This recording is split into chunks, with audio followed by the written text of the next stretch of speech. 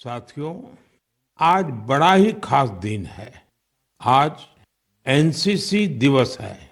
NCC का नाम सामने आते ही हमें स्कूल कॉलेज के दिन याद आ जाते हैं। मैं स्वयं भी एनसीसी कैडेट रहा हूं, इसलिए पूरे विश्वास के साथ कह सकता हूं कि इससे मिला अनुभव मेरे लिए अनमोल है। एनसीसी युवाओं में अनुशासन, नेतृत्व और सेवा की भावना पैदा करती है। आपने अपने आसपास देखा होगा, जब भी कहीं कोई आपदा होती है, चाहे बाढ़ की स्थिति हो, कहीं भूकंप आया हो, कोई हादसा हुआ हो, वहां मदद करने के लिए एनसीसी के कैडेट्स जरूर मौजूद हो जाते हैं। आज देश में एनसीसी को मजबूत करने के लिए लगातार काम हो रहा है। 2014 में करीब 14 लाख युवा एनसीसी से जुड़े थे। अब 2024 में 20 लाख से ज्यादा युवा एनसीसी से जुड़े हैं। पहले के मुकाबले 5,000 और नए स्कूल कॉलेजों में अब एनसीसी की सुविधा हो गई है। और सबसे बड़ी बात, पहले एनसीसी में गर्ल्स कैडेट्स की संख्या करीब 25% के आसपास ही होती थी। अब एनसीसी में गर्ल्स कैडेट्स की संख्या करीब करीब 40% हो गई है। बॉर्डर किनारे रहने वाले युवाओं को ज्यादा से ज्यादा एनसीसी से जोड़ने का अभियान भी लगातार जारी है। मैं युवाओं से आग्रह करूंगा कि ज्यादा से ज्यादा संख्या में एनसीसी से जुड़े। आप देखिएगा, आप किसी भी कैरियर में जाए, एनसीसी से आपके व्यक्तित्व निर्माण में बड़ी मदद मिलेगी। साथियों, विकसित भारत के निर्माण में युवाओं का रोल बहुत बड़ा है। युवा मन जब एकजुट होकर देश की आगे की यात्रा के लिए मंथन करते हैं, चिंतन करते हैं, तो निश्चित रूप से इसके ठोस रास्ते निकलते हैं। आप जानते हैं, 12 जनवरी को स्वामी विवेकानंद जी की जयंती पर देश युवा दिवस मनाता है। अगले साल स्वामी विवेकानंद जी की 162वीं जयंती है। इस बार इसे बहुत खास तरीके से मनाया जाएगा। इस अवसर पर 11-12 जनवरी को दिल्ली के भारत मंडपम में युवा विचारों का महाकुंभ होने जा रहा है। और इस पहल का नाम है Viksit Bharat young leaders dialogue. Bharat भर से करोड़ों युवा इसमें भाग लेंगे। गांव, ब्लॉक, जिले, राज्य और वहां से निकलकर के चुने हुए ऐसे 2,000 युवा भारत मंडपम में विकसित भारत यंग लीडर्स डायलॉग के लिए जुटेंगे। आपको याद होगा, मैंने लाल किले की प्राचीर से ऐसे युवाओं से राजनीति में आने का आह्वान किया है जिनके परिवार का कोई भी व्यक्ति और पूरे परिवार का पॉलिटिकल बैकग्राउंड नहीं है। ऐसे 1 लाख युवाओं को, नए युवाओं को राजनीति से जोड़ने के लिए देश में कई तरह के विशेष अभियान चलेंगे। विकसित भारत यंग लीडर्स डायलॉग भी ऐसा ही एक प्रयास है। इसमें देश और विदेश से एक्सपर्ट्स आएंगे, अनेक राष्ट्रीय और अंतर्राष्ट्रीय हस्तियां भी रहेगी। मैं भी इसमें ज्यादा से ज्यादा समय उपस्थित रहूंगा। युवाओं के सीधे हमारे सामने अपने आइडियाज को रखने का अवसर मिलेगा। देश इन आइडियाज को कैसे आगे लेकर जा सकता है, कैसे एक ठोस रोडमैप बन सकता है, इसका एक ब्लूप्रिंट तैयार किया जाएगा। तो आप भी तैयार हो जाइए।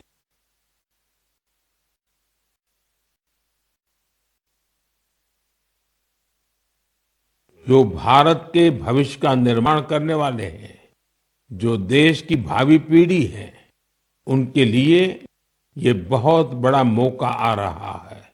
आइए मिलकर देश बनाएं, देश को विकसित बनाएं। मेरे प्यारे देशवासियों, मन की बात में हम अक्सर ऐसे युवाओं की चर्चा करते हैं जो निस्वार्थ भाव से समाज के लिए काम कर रहे हैं। ऐसे कितने ही युवा हैं जो लोगों की छोटी छोटी समस्याओं का समाधान निकालने में जुटे हैं। हम अपने आसपास देखें तो कितने ही लोग दिख जाते हैं जिन्हें किसी ना किसी तरह की मदद चाहिए, कोई जानकारी चाहिए। मुझे ये जानकर अच्छा लगा, कुछ युवाओं ने समूह बनाकर इस तरह की बात को भी एड्रेस किया है। जैसे लखनऊ के रहने वाले वीरेंद्र हैं, वो बुजुर्गों को डिजिटल लाइफ सर्टिफिकेट के काम में मदद करते हैं। आप जानते हैं कि नियमों के मुताबिक सभी पेंशनर्स को साल में एक बार लाइफ सर्टिफिकेट जमा कराना होता है। 2014 तक इसकी प्रक्रिया यह थी, इसे बैंकों में जाकर बुजुर्ग को खुद जमा करना पड़ता था। आप कल्पना कर सकते हैं कि इससे हमारे बुजुर्गों को कितनी असुविधा होती थी। अब ये व्यवस्था बदल चुकी है। अब डिजिटल लाइफ सर्टिफिकेट देने से चीजें बहुत ही सरल हो गई हैं। बुजुर्गों को बैंक नहीं जाना पड़ता। बुजुर्गों को टेक्नोलॉजी की वजह से कोई दिक्कत ना आए, इसमें वीरेंद्र जैसे युवाओं की बड़ी भूमिका है। वो अपने क्षेत्र के बुजुर्गों को इसके बारे में जागरूक करते रहते हैं। इतना ही नहीं, बुजुर्गों को टैक्स सेवी भी बना रहे हैं।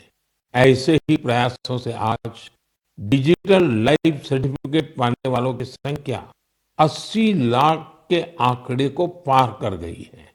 इनमें से 2 लाख से ज्यादा ऐसे बुजुर्ग हैं जिनकी आयु 80 के भी पार हो गई है।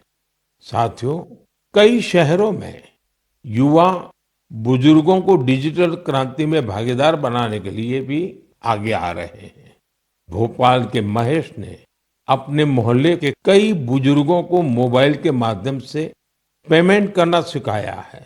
इन बुजुर्गों के पास स्मार्टफोन तो था, लेकिन उसका सही उपयोग बताने वाला कोई नहीं था। बुजुर्गों को डिजिटल अरेस्ट के खतरे से बचाने के लिए भी युवा आगे आए हैं। अहमदाबाद के राजीव लोगों को डिजिटल अरेस्ट के खतरे से आगाह करते हैं। मैंने मन की बात के पिछले एपिसोड में डिजिटल अरेस्ट की चर्चा की थी। इस तरह के अपराध के सबसे ज्यादा शिकार बुजुर्ग ही बनते हैं। ऐसे में हमारा दायित्व है कि हम उन्हें जागरूक बनाएं और साइबर फ्रॉड से बचने में मदद करें। हमें बार बार लोगों को समझाना होगा कि डिजिटल अरेस्ट नाम का सरकार में कोई भी प्रावधान नहीं है। ये सरासर झूठ, लोगों को फंसाने का एक षड्यंत्र है। मुझे खुशी है कि हमारे युवा साथी इस काम में पूरी संवेदनशीलता से हिस्सा ले रहे हैं और दूसरों को भी प्रेरित कर रहे हैं। मेरे प्यारे देशवासियों, आजकल बच्चों की पढ़ाई को लेकर कई तरह के प्रयोग हो रहे हैं। कोशिश यही है कि हमारे बच्चों में क्रिएटिविटी और बढ़े, किताबों के लिए उनमें प्रेम और बढ़े। कहते भी हैं, किताबें इंसान की सबसे अच्छी दोस्त होती हैं। और अब इस दोस्ती को मजबूत करने के लिए लाइब्रेरी से ज्यादा अच्छी जगह और क्या होगी। मैं चेन्नई का एक उदाहरण आपसे शेयर करना चाहता हूँ। यहाँ बच्चों के लिए एक ऐसी लाइब्रेरी तैयार की गई है जो क्रिएटिविटी और लर्निंग का हब बन चुकी है। इसे प्रकृत अरिवगम के नाम से जाना जाता है। इस लाइब्रेरी का आइडिया टेक्नोलॉजी की दुनिया से जुड़े श्री राम गोपालन जी की देन है। विदेश में अपने काम के दौरान वे लेटेस्ट टेक्नोलॉजी की दुनिया से जुड़े रहे, लेकिन वो बच्चों में पढ़ने और सीखने की आदत विकसित करने के बारे में भी सोचते रहे। भारत लौटकर उन्होंने प्रकृत अरिवगम को तैयार किया। इसमें 3,000 से अधिक किताबें हैं जिन्हें पढ़ने के लिए बच्चों में होड़ लगी रहती है। किताबों के अलावा इस लाइब्रेरी में होने वाली कई तरह की एक्टिविटीज भी बच्चों को लुभाती है। स्टोरी टेलिंग सेशन हो, आर्ट वर्कशॉप्स हो, memory training classes, robotics lesson या फिर पब्लिक स्पीकिंग, यहाँ हर किसी के लिए कुछ न कुछ जरूर है जो उन्हें पसंद आता है। साथियों, हैदराबाद में फूड फॉर थॉट फाउंडेशन ने भी कई शानदार लाइब्रेरीज बनाई है। इनका भी प्रयास यही है कि बच्चों को ज्यादा से ज्यादा विषयों पर ठोस जानकारी के साथ पढ़ने के लिए किताबें मिले। बिहार में गोपालगंज के प्रयोग लाइब्रेरी की चर्चा तो आसपास के कई शहरों में होने लगी है। इस लाइब्रेरी से करीब 12 गांवों के युवाओं को किताबें पढ़ने की सुविधा मिलने लगी है। साथ ही ये लाइब्रेरी पढ़ाई में मदद करने वाली दूसरी जरूरी सुविधाएं भी उपलब्ध करा रही है। कुछ लाइब्रेरीज तो ऐसी हैं जो प्रतियोगी परीक्षाओं की तैयारी में स्टूडेंट्स के बहुत काम आ रही है। ये देखना वाकई बहुत सुखद है कि समाज को सशक्त बनाने में आज लाइब्रेरी का बेहतरीन उपयोग हो रहा है। आप भी किताबों से दोस्ती बढ़ाइए और देखिए कैसे आपके जीवन में बदलाव आता है। मेरे प्यारे देशवासियों, परसों रात ही मैं दक्षिण अमेरिका के देश गयाना से लौटा हूँ। भारत से हजारों किलोमीटर दूर गयाना में भी एक मिनी भारत बसता है। आज से लगभग 180 वर्ष पहले गयाना में भारत के लोगों को खेतों में मजदूरी के लिए, दूसरे कामों के लिए ले जाया गया था। आज गयाना में भारतीय मूल के लोग राजनीति, व्यापार, शिक्षा और संस्कृति के हर क्षेत्र में गयाना का नेतृत्व कर रहे हैं। गयाना के राष्ट्रपति डॉक्टर इरफान अली भी भारतीय मूल के हैं, जो अपनी भारतीय विरासत पर गर्व करते हैं। जब मैं गयाना में था, तभी मेरे मन में एक विचार आया था, जो मैं मन की बात में आपसे शेयर कर रहा हूँ। गयाना की तरह ही दुनिया के दर्जनों देशों में लाखों की संख्या में भारतीय हैं। दशकों पहले की, 200-300 साल पहले की उनके पूर्वजों की अपनी कहानियां हैं। क्या आप ऐसी कहानियों को खोज सकते हैं कि किस तरह भारतीय प्रवासियों ने अलग अलग देशों में अपनी पहचान बनाई, कैसे उन्होंने वहां की आजादी की लड़ाई के अंदर हिस्सा लिया, कैसे उन्होंने अपनी भारतीय विरासत को जीवित रखा। मैं चाहता हूं कि आप ऐसी सच्ची कहानियों को खोजें और मेरे साथ शेयर करें। आप इन कहानियों को नमो ऐप पर या माय गॉव पर #इंडियन डायस्पोरा स्टोरीज के साथ भी शेयर कर सकते हैं। साथियों, आपको ओमान में चल रहा एक एक्स्ट्रा ऑर्डिनरी प्रोजेक्ट भी बहुत दिलचस्प लगेगा। अनेकों भारतीय परिवार कई शताब्दियों से ओमान में रह रहे हैं। इनमें से ज्यादातर गुजरात के कच्छ से जाकर बसे हैं। इन लोगों ने व्यापार के महत्वपूर्ण लिंक तैयार किए थे। आज भी उनके पास ओमानी नागरिकता है, लेकिन भारतीयता उनकी रग रग में बसी है। ओमान में भारतीय दूतावास और नेशनल आर्काइव्स ऑफ इंडिया के सहयोग से एक टीम ने इन परिवारों की हिस्ट्री को प्रिजर्व करने का काम शुरू किया है। इस अभियान के तहत अब तक हजारों डॉक्यूमेंट्स जुटाए जा चुके हैं। इनमें diary, account book, ledgers, letters और टेलीग्राम शामिल है। इनमें से कुछ दस्तावेज तो सन 1838 के भी हैं। ये दस्तावेज भावनाओं से भरे हुए हैं।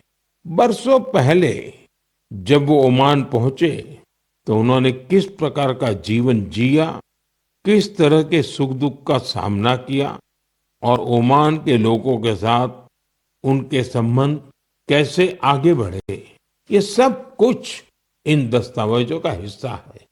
ओरल हिस्ट्री प्रोजेक्ट ये भी इस मिशन का एक महत्वपूर्ण आधार है। इस मिशन में वहां के वरिष्ठ लोगों ने अपने अनुभव साझा किए हैं। लोगों ने वहां अपने रहन सहन से जुड़ी बातों को विस्तार से बताया है। साथियों, ऐसा ही एक ओरल हिस्ट्री प्रोजेक्ट भारत में भी हो रहा है। इस प्रोजेक्ट के तहत इतिहास प्रेमी देश के विभाजन के कालखंड में पीड़ितों के अनुभवों का संग्रह कर रहे हैं। अब देश में ऐसे लोगों की संख्या कम ही बची है जिन्होंने विभाजन की विभीषिका को देखा है। ऐसे में यह प्रयास और ज्यादा महत्वपूर्ण हो गया है। साथियों, जो देश, जो स्थान अपने इतिहास को संजो कर रखता है, उसका भविष्य भी सुरक्षित रहता है। इसी सोच के साथ एक प्रयास हुआ है जिसमें गांवों के इतिहास को संजोने वाली एक डायरेक्टरी बनी है। समुद्री यात्रा के भारत के पुरातन सामर्थ्य से जुड़े साक्ष्यों को सहेजने का भी अभियान देश में चल रहा है। इस कड़ी में लोथल में एक बहुत बड़ा म्यूजियम भी बनाया जा रहा है। इसके अलावा आपके संज्ञान में कोई मैन्युस्क्रिप्ट हो, कोई ऐतिहासिक दस्तावेज हो, कोई हस्तलिखित प्रत हो, तो उसे भी आप नेशनल आर्काइव्स ऑफ इंडिया की मदद से सहेज सकते हैं। साथियों, मुझे स्लोवाकिया में हो रहे ऐसे ही एक और प्रयास के बारे में पता चला है जो हमारी संस्कृति को संरक्षित करने और उसे आगे बढ़ाने से जुड़ा है। यहाँ पहली बार स्लोवाक लैंग्वेज में हमारे उपनिषदों का अनुवाद किया गया है। इन प्रयासों से भारतीय संस्कृति के वैश्विक प्रभाव का भी पता चलता है।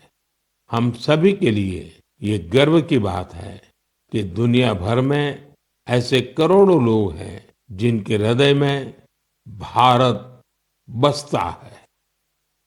मेरे प्यारे देशवासियों, अब मैं आपसे देश की एक ऐसी उपलब्धि साझा करना चाहता हूं जिसे सुनकर आपको खुशी भी होगी और गौरव भी होगा। और अगर आपने नहीं किया है तो शायद पछतावा भी होगा। कुछ महीने पहले हमने एक पेड़ माँ के नाम अभियान शुरू किया था। इस अभियान में देश भर के लोगों ने बहुत उत्साह से हिस्सा लिया।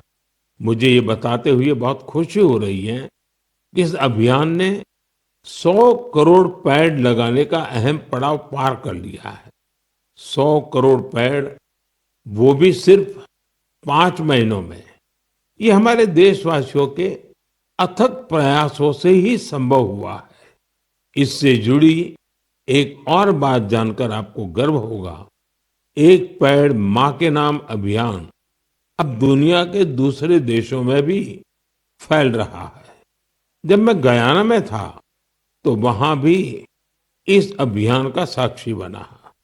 वहां मेरे साथ गयाना के राष्ट्रपति डॉक्टर इरफान अली, उनकी पत्नी की माताजी और परिवार के बाकी सदस्य एक पेड़ माँ के नाम अभियान में शामिल हुए। साथियों, देश के अलग अलग हिस्सों में ये अभियान लगातार चल रहा है। मध्य प्रदेश के इंदौर में एक पेड़ माँ के नाम अभियान के तहत पेड़ लगाने का रिकॉर्ड बना है। यहाँ 24 घंटे में 12 लाख से ज्यादा पेड़ लगाए गए। इस अभियान की वजह से इंदौर की रेवती हिल्स के बंजर इलाके अब ग्रीन जोन में बदल जाएंगे। राजस्थान के जैसलमेर में इस अभियान के द्वारा एक अनोखा रिकॉर्ड बना। यहाँ महिलाओं की एक टीम ने 1 घंटे में 25,000 पेड़ लगाए। माताओं ने माँ के नाम पेड़ लगाया और दूसरों को भी प्रेरित किया। यहाँ एक ही जगह पर 5,000 से ज्यादा लोगों ने मिलकर पेड़ लगाए। ये भी अपने आप में एक रिकॉर्ड है। एक पेड़ माँ के नाम अभियान के तहत कई सामाजिक संस्थाएं स्थानीय जरूरतों के हिसाब से पेड़ लगा रही है। उनका प्रयास है कि जहां पेड़ लगाए जाएं, वहां पर्यावरण के अनुकूल पूरा इकोसिस्टम डेवलप हो। इसलिए ये संस्थाएं कई औषधीय पौधे लगा रही हैं, तो कहीं चिड़ियों का बसेरा बनाने के लिए पेड़ लगा रही है। बिहार में जीविका सेल्फ हेल्प ग्रुप की महिलाओं ने 75 लाख पेड़ लगाने का अभियान चला रही है। इन महिलाओं का फोकस फल वाले पेड़ों पर है, जिससे आने वाले समय में आय भी की जा सके। साथियों, इस अभियान से जुड़कर कोई भी व्यक्ति अपनी माँ के नाम पर पेड़ लगा सकता है। अगर माँ साथ है तो उन्हें साथ लेकर आप पेड़ लगा सकते हैं। नहीं तो उनकी तस्वीर साथ में लेकर आप इस अभियान का हिस्सा बन सकते हैं। पेड़ के साथ आप अपनी सेल्फी भी mygov.in पर पोस्ट कर सकते हैं। माँ हम सब के लिए जो करती हैं, हम उनका ऋण कभी नहीं चुका सकते। लेकिन एक पेड़ माँ के नाम लगाकर हम उनकी उपस्थिति को हमेशा के लिए जीवंत बना सकते हैं। मेरे प्यारे देशवासियों, आप सभी लोगों ने बचपन में गोरैया या स्पैरो को अपने घर की छत पर, पेड़ों पर चहकते हुए जरूर देखा होगा। गोरैया को तमिल और मलयालम में कुरुवी, तेलुगु में पिच्चुका और कन्नड़ा में गुब्बी के नाम से जाना जाता है। हर भाषा, संस्कृति में गोरैया को लेकर किस्से कहानी सुनाए जाते हैं। हमारे आसपास बायोडायवर्सिटी को बनाए रखने में गोरैया का एक बहुत महत्वपूर्ण योगदान होता है। लेकिन आज शहरों में बड़ी मुश्किल से गोरैया दिखती हैं। बढ़ते शहरीकरण की वजह से गोरैया हमसे दूर चली गई है। आज की पीढ़ी के ऐसे बहुत से बच्चे हैं जिन्होंने गोरैया को सिर्फ तस्वीरों या वीडियो में देखा है। ऐसे बच्चों के जीवन में इस प्यारी पक्षी की वापसी के लिए कुछ अनोखे प्रयास हो रहे हैं। चेन्नई के कुडुगल ट्रस्ट ने गोरैया की आबादी बढ़ाने के लिए स्कूल के बच्चों को अपने अभियान में शामिल किया है। संस्थान के लोग स्कूलों में जाकर बच्चों को बताते हैं कि गोरैया रोजमर्रा के जीवन में कितनी महत्वपूर्ण है। ये संस्थान बच्चों को गोरैया का घोंसला बनाने की ट्रेनिंग देते हैं। इसके लिए संस्थान के लोगों ने बच्चों को लकड़ी का एक छोटा सा घर बनाना सिखाया। इसमें गोरैया को रहने खाने का इंतजाम किया। ये ऐसे घर होते हैं जिन्हें किसी भी इमारत की बाहरी दीवार पर या पेड़ पर लगाया जा सकता है। बच्चों ने इस अभियान में उत्साह के साथ हिस्सा लिया और गोरैया के लिए बड़ी संख्या में घोंसला बनाना शुरू कर दिया। पिछले 4 वर्षों में संस्था ने गोरैया के लिए ऐसे 10,000 घोंसले तैयार किए हैं। कुडुगल ट्रस्ट की इस पहल से आसपास के इलाकों में गोरैया की आबादी बढ़नी शुरू हो गई है। आप भी अपने आसपास ऐसे प्रयास करेंगे तो निश्चित तौर पर गोरैया फिर से हमारे जीवन का हिस्सा बन जाएगी। साथियों, कर्नाटका के मैसूरू की एक संस्था ने बच्चों के लिए अर्ली बर्ड नाम का अभियान शुरू किया है। ये संस्था बच्चों को पक्षियों के बारे में बताने के लिए खास तरह की लाइब्रेरी चलाती है। इतना ही नहीं, बच्चों में प्रकृति के प्रति जिम्मेदारी का भाव पैदा करने के लिए नेचर एजुकेशन किट तैयार किया है।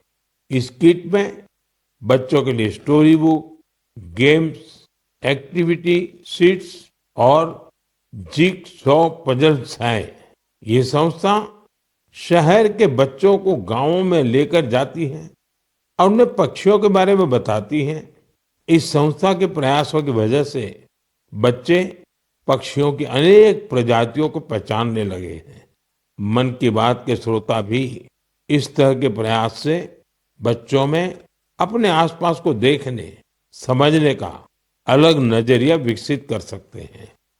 मेरे प्यारे देशवासियों, आपने देखा होगा, जैसे ही कोई कहता है सरकारी दफ्तर, तो आपके मन में फाइलों के ढेर की तस्वीर बन जाती है। आपने फिल्मों में भी ऐसा ही कुछ देखा होगा। सरकारी दफ्तरों में इन फाइलों के ढेर पर कितने ही मजाक बनते रहते हैं, कितनी ही कहानियां लिखी जा चुकी है। बरसों बरस तक ये फाइलें ऑफिस में पड़े पड़े धूल से भर जाती थी, वहां गंदगी होने लगती थी। ऐसी दशकों पुरानी फाइलों और स्क्रैप को हटाने के लिए एक विशेष स्वच्छता अभियान चलाया गया। आपको ये जानकर खुशी होगी कि सरकारी विभागों में इस अभियान के अद्भुत परिणाम सामने आए हैं। साफ सफाई से दफ्तरों में काफी जगह खाली हो गई है। इससे दफ्तर में काम करने वालों में एक ओनरशिप का भाव भी आया है। अपने काम करने की जगह को इनमें आई है। साथियों, आपने अक्सर बड़े बुजुर्गों को कहते सुना होगा कि जहाँ स्वच्छता होती है, वहाँ लक्ष्मी जी का वास होता है। हमारे यहाँ कचरे से कंचन का विचार बहुत पुराना है। देश के कई हिस्सों में युवा बेकार समझे जाने वाली चीजों को लेकर कचरे से कंचन बना रहे हैं, तरह तरह के इनोवेशन कर रहे हैं। इससे वो पैसे कमा रहे हैं, रोजगार के साधन विकसित कर रहे हैं। ये युवा अपने प्रयासों से सस्टेनेबल लाइफस्टाइल को बड़ी बढ़ावा दे रहे हैं। मुंबई की दो बेटियां का ये प्रयास वाकई बहुत प्रेरक है। अक्षरा और प्रकृति नाम की ये दो बेटियां कतरन से फैशन के सामान बना रही है।